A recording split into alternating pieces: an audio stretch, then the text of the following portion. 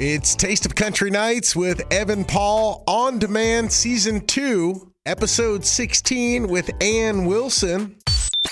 One thing you picked up from your brother is I guess he made you eat squirrel. Yeah. Have you partaked in fried squirrel since? I have not. Well, is that something interesting? So let's say because listen, you're going to start playing a lot of festivals. You're going to start playing a lot of fairs. Surely, I've seen fried butter. Surely, somebody's got fried squirrel. Yeah. Are you in before a show? I am. I would try it again.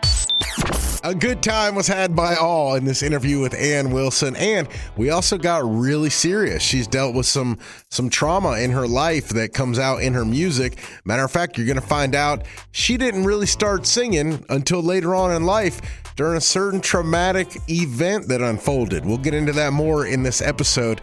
If you want to go back and listen to some past episodes of Taste of Country Nights on Demand, we recently had Tyler Hubbard and Sam Hunt on there. Chayce Beckham was on the show. Let's see. We had Chris Young was on there. Just search for Taste of Country Nights on Demand wherever you get your favorite podcasts. This podcast is part of the Town Square Media Podcast Network.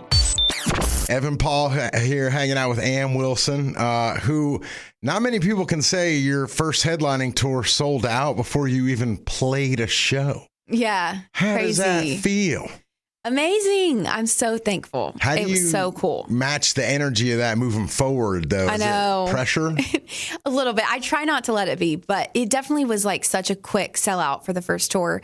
So as we prep for our fall tour, this upcoming fall, the Rebel tour, I'm like hoping it sells out, but there's no guarantees. Right.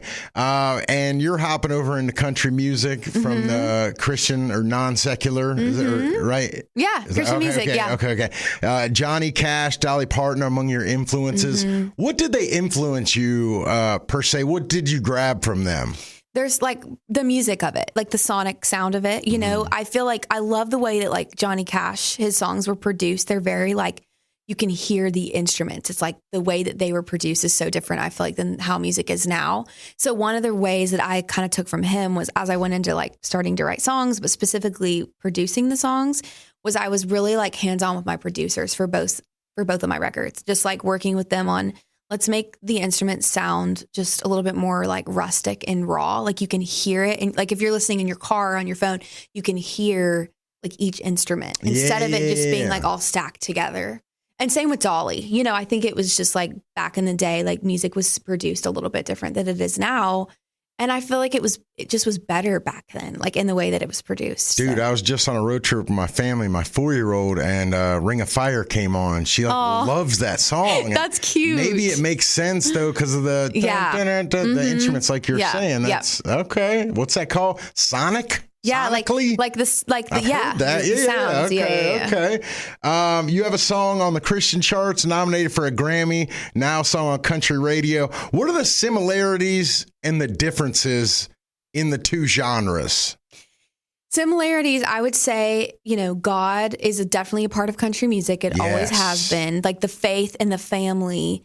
The differences would maybe be in Christian music. It's more, I think there's like these fine lines between writing songs about like worship songs, which are really songs like to God, and then like the worships, like the songs about God, which I write songs about God or faith, or I write songs about the things I believe in. But like sometimes the Christian world won't welcome as much of the story songs, like I have a song on my record called Milestones, and it's all about, the hard things in life. And so sometimes like that wouldn't ever, be kind of like welcomed by them in a sense. It's not like a bad thing. It's just that like the music there is a little bit different. And so that's why like for this record, I found so much freedom in getting to just like write what I wanted to write. Like I'm not going to fit in a box of Christian music or country music. I'm just going to be who I am. And the songs will kind of fit where they need to fit. Are you going to continue to do that? Yeah. Okay. Yeah. So you're going to be, I love the message of Christian music, and I love the message of country. So I want to do both at the same time. So dude, okay. The coolest thing, like to me, it stems from tragedy, but the coolest thing is how your parents didn't know you could sing until they heard you sing at a tragic situation was your brother's funeral. How do they feel now seeing the positive light you're having on people and influence them from, I mean, before, no disrespect, but I mean, you were going to be an astronaut, you know, how do they feel different, the difference in that? You know? Yeah, they definitely are like blown away. Like, I think they come to my concerts all the time and they like look at me and they're like, how are you even doing this? Like, where did this come from? Yeah. It is so weird for them. I think as my parents, just to see how I've grown so much, they still can't believe Are that there I any that signs I do this. looking back in your childhood? Like, did you sing a lot on little karaoke machine? No, I didn't. You didn't sing at all? I didn't sing at all. What? I mean, maybe like in the car, but like not like in front of people, you know? Okay. Or like not, I didn't sing at church. I wasn't in the choir, like none of that. Just, that's so interesting. Yeah. Is there a song that connects to grieving your brother, but someone else's song? That's a great question. There is a song, the song I sang at the funeral for my brother. It's called What a Beautiful Name. That was a really special song for me that every time I actually play that on my tours. And it's really special because I played the piano at the funeral and I play the piano live just like I do at the funeral. And it's a really special moment that always connects me back to that moment of first losing him. And then just getting to share that with the fans is really cool. Wow. One thing you picked up from your brother is I guess he made you eat squirrel. Yeah. Have you partaked in fried squirrel since? I have not. Well, is that something interesting? Let's say because listen, you're going to start playing a lot of festivals. You're going to start playing a lot of fairs. Surely, I've seen fried butter. Surely somebody's got fried squirrel. Yeah. Are you in before a show? I am. I would try it again. I love squirrel. It was really good. Your brother would love that. He would. Tell me about working with Lainey Wilson, Jordan Davis, Scotty McCreery. Tell me about your entrance into country music and working with those people. It's been amazing so far. I've loved every minute of it. Lainey Wilson and me have been friends on Instagram for about 4 years before we, kind of had our start to our careers. And she's been like a big sister to me. I love her. She's great. She has so much good advice. We wrote the song Praying Woman together back in the summer of 2023. And then she, wanted to be a part of it. So we got her on the song and it was really cool to just kind of see that take shape. I feel like it's a really powerful song. And we've always said that we're like the long lost Wilson sisters, and so we kind of feel like some way, somehow we've got to be related. Is there a duet coming? Yeah, she's on the record. So she's on the record for Praying Woman. That's right. You do. Okay. So we're doing that song together. And then Jordan Davis is on a song of mine called Country Gold. And we met back in the summer of 2023. We did the ACM honors together, and he is such a good guy. Have you met Jordan? Jordan? Yes. Yeah, he's a great guy. I know him as having the best beard in country music. He does have a great guy, beard. great dad, great singer, great writer. Yes, he's amazing. Writer. I love the way he writes songs. Yes, me too. So we got to partner together on that song, and it was amazing. Yeah. What'd you learn from someone like that, from Jordan Davis, as far as songwriting? Yeah, well, we didn't write the song together, but I feel like he has a really unique way of I love how he talks about his family and faith a lot in his songs, I think I learned just to have the freedom to do that, in country music, the way he does it so well and it's so accepted, but he's being authentically who he is, that made me want to do the same thing. So that's good. You say you wish you wrote The Man Comes Around by Johnny Cash. What's so special about that song? And would you ever remake it or cover it? Oh man, I might. Okay. I've always thought about doing a record of covers of songs that I believe in and love. But I don't know. I love that song. I love all of his music. For me, I think there's certain songs that are attached to memories of my brother that I love. So when I listen to them, I'm like, oh, my heart, it reminds me of Jacob, You and your mom had a moment where you guys were driving back, I guess, over a bridge, and you had a thought of not wanting to be around anymore. Mm-hmm. Was there a song playing during that moment? Mm-mm. Is there a song that is going to stem from that? Yeah, I don't know. I feel like a lot of my music, especially on my first record, talked a lot about that, just the grief of it all. But I've never written a song about that specific moment. I might in the future. I think that was a really impactful moment for our family. It was all four of us actually together in the car. And yeah, it was just a moment like that. We were like, wow, we got to keep going, like as hard as it is and as much as we don't want to be here anymore, like we got to choose to keep going. Do you guys ever talk about that now? We do. Yeah. I wrote it and I wrote a book and it's in the book in detail. Like if you ever want to, like anyone listening, if you ever want to really dive deep into it, but, we talk about it occasionally. I think we talk about it in like a joyful way of going, wow, like look how far we've come as a family. Cool. Okay. Yeah. As a devout Christian, is it hard to show your love for people like Johnny Cash due to some of the subjects of his songs? I think there's always going to be people that have something against something, Somebody's always got something Somebody's to say. always got something to You're say. Right. Okay. But for me, it's like, I'm just here to do my thing, and people can judge, they can say whatever, but I'm just going to be who I am. You're in your lane. Yeah, totally. And you're riding the speed limit, having a good time. Yeah. Amen. What's coming up for you this year?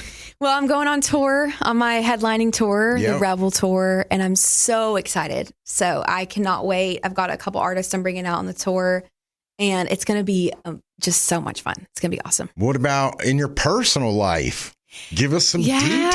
Well, I just got a new puppy. Her name's Annie Oakley, and she's so cute. Oh, what a name. She's really cute. That. She's only 10 pounds, full grown. Oh, my gosh. Why didn't you bring her? I know, I should have. She's wild. But man. We got a lot of stuff. Her first birthday is in July, so I'm going to do a big birthday party for her with all of her dog friends. I love it. And and then lots of family time. Like we love going to the lake in the summer and, vacations and all that. So It's going to be awesome. Well, best of luck to you. Thank you for stopping by. Welcome to the genre. Thank you. Thanks for having me. No problem. All right. Now, a special guest that popped in on this week's episode of Taste of Country Nights on Demand. You may have heard of him.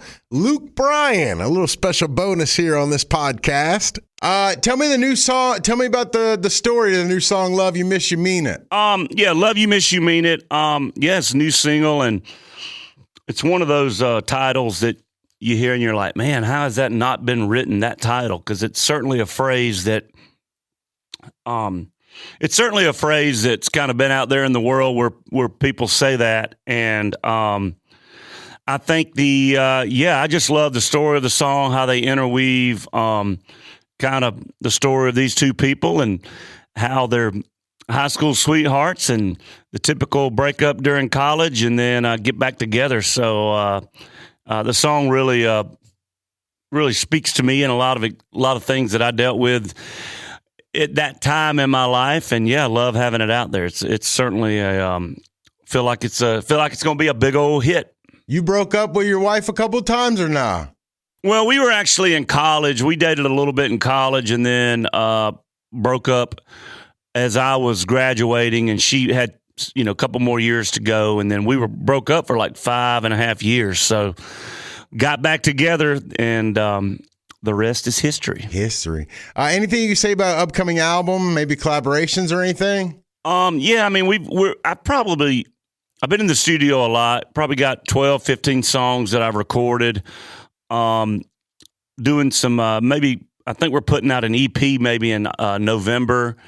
But just as the songs happen, like whether I write them or find them as they happen, I'll go in and record 2 or 3 songs at a time and always kind of keep the train rolling down the track in the world of songs. And so, that's the thing. The main thing is when the album will come out, I don't know. We're kind of wanting to get some big old hits going out there and then partner the album with hopefully like Love You, Miss You, Mean It being like the big feature track on it. And then me and Party got Cowboys and Plowboys out there right now that really, really think the world of that song too. So I got a couple things brewing. Okay. Were you shocked when Katy Perry left Idol? I had heard whispers that she was thinking about it. It wasn't like a huge shock. I think she kind of just got caught up in the moment with Kimmel and maybe announced that she was done. But it's been a good run with Katy, and she and I have developed a great friendship and a working, to work alongside her and to see, I mean, heck, I was there before her daughter was born. Now her daughter's 3 or 4 years old now, and just seeing her be a mother through this whole process. I mean, it's just really been fun getting to know Katy, and she knows that no matter what her next endeavors are, that she can pick up the phone and call me and check in and say, hey, if she ever needs like fishing advice or any random stuff like that. Could we ever get a song between you two or no? Well, I don't know. I mean, I've always felt like collaborations are song-based before they're artist based. So I think if the right song sounds like it's something she and I need to do, or like I said with Cowboys and Plowboys, that song just felt right for me and John Party. So I think the song dictates the collaboration, and then from there you just kind of have to rock and roll with it. Does her decision affect your decision to come back? No, not really. I mean, it's every year we kind of negotiate how we do Idol, and it's a year commitment. It's not like I have a 5-year contract or anything. So when we start getting into the later stages of Idol, we'll start deciding whether we come back or not, and that's how we've done it for 7 years. Chayce Beckham just hit number 1. That's your boy. What do you remember about your very first number 1 song at country radio and like the doors that opened for you? Well, I think when you move to Nashville, that's one of everybody's goals as a singer or even a songwriter, is to try to have a number 1 song one day. And we were, I'm just over the moon excited for Chayce and what he's done. I think to get to know him and to know how good of a person he is, and he's just a good dude. And to think that he wrote 23 by himself a couple years ago, and even from American Idol, winning that till now, and I know he's been celebrating probably the same way I celebrated. I mean, I remember that day, and it's a big day in everybody's lifetime as an artist. You never forget the moment that you have your first number 1, and it's just a big deal, and I'm so proud of him and the way he's gone about it. Now, you've had so many number 1s. Is there a Luke Bryan song that's forbidden to be played in your house? Yeah, well, gosh, I don't know. Fast, my 16-year-old beau got really mad at me on the video of Fast because on the video I had him. He had a girlfriend that I kind of didn't get the proper clearance, so he's a little mad at Fast. But I think all my number 1s they better be welcome around my house, or somebody's gonna have to go stay in the barn. Yeah, they built that house. Would you ever consider recording a cover song? That seems to be happening a lot lately. Well, years ago I did Apologize, the One Republic song. I put it on an album, and yeah, I mean, I think if the right cover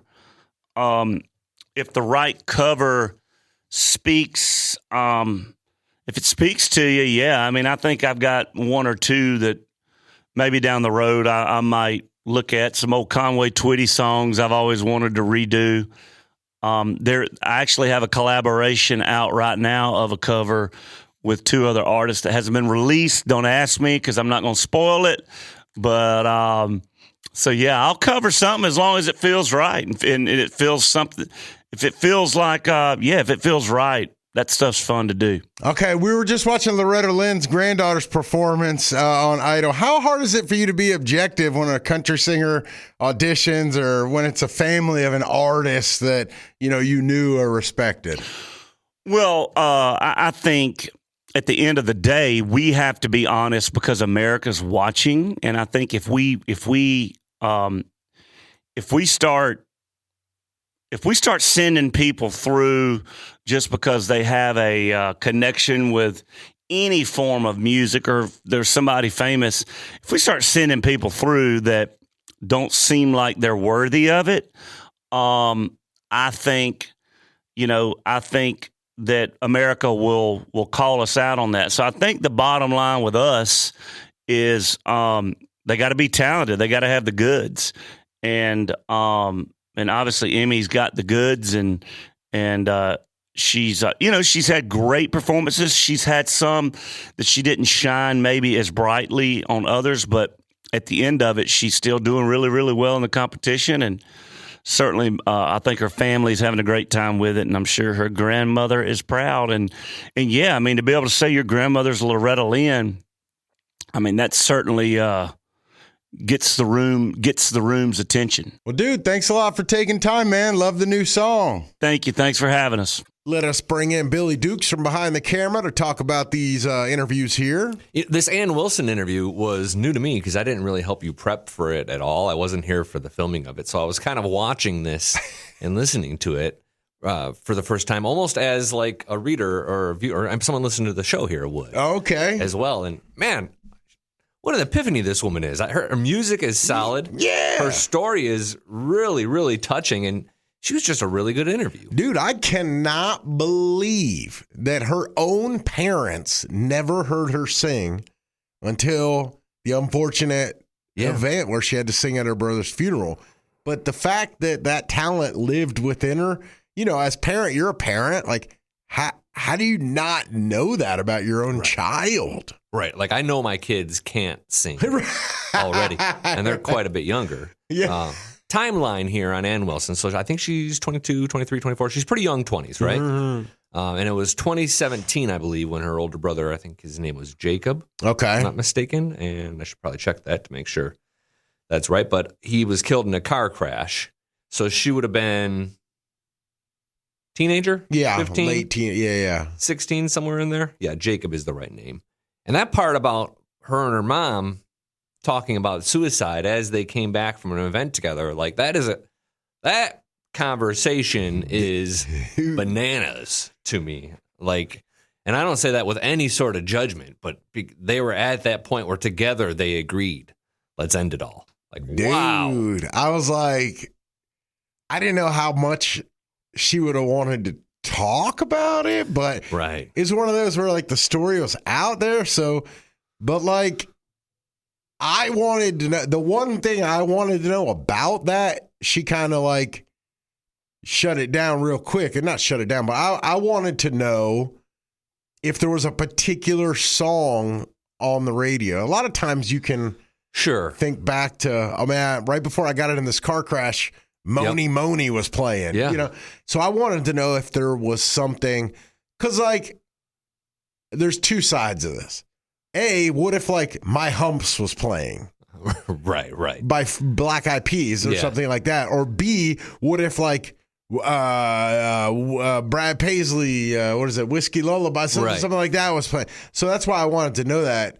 But nothing was playing. And that made the story even deeper to me. Yeah. That there was not the story. The conversation in a car has to get so crazy that the radio gets turned off or down. Right. Or maybe it was never on. That to me described how deep it was. When you do country radio long enough, you start to hear stories. People will call you up and tell you about how, and I think everybody, radio DJ who's done this for a while, has a story where someone called him, I was about to end it all, but I heard such and such song. Yeah. Thank you very much for playing that. That literally saved my life. And I think those stories are true. In a lot of cases. Yeah, like we're like Rodney Atkins, Going Through Hell? Going Through Hell, right. Yeah, that's a great example. That would be a perfect example. Yeah. So like, just a crazy story. And the fact that, they still talk about it and that they're still moving forward is like it's just crazy. I thought you did a nice job kind of touching on those things. But given that this was like your first interview with her, recognizing sort of the boundaries that come with, you can't really go just full Oprah on her. Right. With your first introduction, sort of warm-up conversation. Well, that and she's a crossover act from Christian radio. Right. And if you don't know, in Nashville is like the home also of Christian radio. So like a lot of the artists are from here. So, but it's a whole different ball game. Yes. So I tried to also add those white gloves to the interview as well, because, you got to think that the interviews that she's done are a lot different. We're talking about eating fried squirrel at a fair. Right. And Christian music probably maybe similar. I don't know. A lot different. I don't know. Well, here's the thing that I think people don't realize, and artists have come through and kind of either told us about this, either on air or off air. Like in country music, there's like this big sort of conversation about pop coming into country music, or an artist going pop. And a lot of times when an artist, especially a female artist, goes pop, like that's it for their country music career. Yeah, there's no coming back. Like Maren Morris is an example. She's an example. Taylor Swift, certainly, although she hasn't tried. Faith Hill, if you go back far enough, like she went into like the pop world and she came back and had some success, but really hasn't. Like it's a big, big thing. Okay. Like the Christian world, as it relates to country music, is very similar. Like they want their artists to always be in that Christian world and not come from other genres and dip a toe into Christian. Oh. Nor do they want like artists to go country and then try to come back. Like they she's alienating a lot of her audience. I don't know to the degree that she is, but you kind of asked her a little bit about that, I think, and she touched on it. I'm not so well versed on her career. Like, is this a Christian country project where she's still kind of releasing a Christian album with some country flavor? Like Beyonce per se? Like this is not a country album? Right. Yeah. Like are there any of these songs that are going to get played on Christian radio? Right. Exactly. And people will say like, who cares? Good music is good music. But when it comes to like getting your songs slotted in like certain Spotify playlists and like, think of it like the old school record stores. Like you gotta be in one of those sections. There's no like other section that people have any interest in. Yeah. You have to be in one of those sections so people know where to head to find your music. Like it may not be as Christian as everything. It may not be as country, but you got to be somewhere in there. And that's why I think Maren Morris, she's in a lot of trouble right now because she's nowhere. Like where is she right now? Yeah. I have no clue where to find her songs. I wonder who made Anne decide to push it to this side, if that was what she wanted, or if someone was like, hey, you're leaving some money on the table. She's young, so the time to do it is now. Yeah. And I think there's a really high ceiling for Christian artists coming into country music, because those worlds, like, we don't mind. We'll take all the Christian artists we can get. Sure. So maybe she did, but will we? I mean, there's certain artists that we won't take. It's kind of interesting. There's certain genres that the country music just won't accept. No, you're right. But I think Christian isn't one of those. Okay. I think we probably will. One quick note last on her is, if you get a chance to see any video of her, like her fashion sense was really cool. She had this big feather kind of full jacket on. It was pink. It was colored. I mean, she's a very beautiful woman, but like her style was tremendous for this interview. Like, she really came to show. Yeah, definitely. Man, I really liked her, and that music's good as well. So a lot of excitement about her. Yeah, a lot of fun talking to her. Did we want to talk about Luke Bryan? He's cool. Yeah, he's all right too, I guess. You made it a little news though, like our story about Luke reacting to Katy Perry. I think it got picked up in the People. It's so weird to me because it's such a question that you would have thought is already out there. Surely he's answered that, and even when he answers that, the fact that it's like that big, anything the guy says is just like gold. Yeah. I mean, he might have answered it, but no one had framed it exactly how you did in the art. You know what I mean? Like, that was like an easy title for the next person. I mean, listen, don't let them fool you. I'm not really doing anything. Y'all tell me kind of where to go, and I go. Did your mom, was she excited to see that you were in the People? Yeah, you were in the People. Yeah. No, actually, I'll tell you what my mom said, because it's hilarious. The People. I sent her the link on the phone, and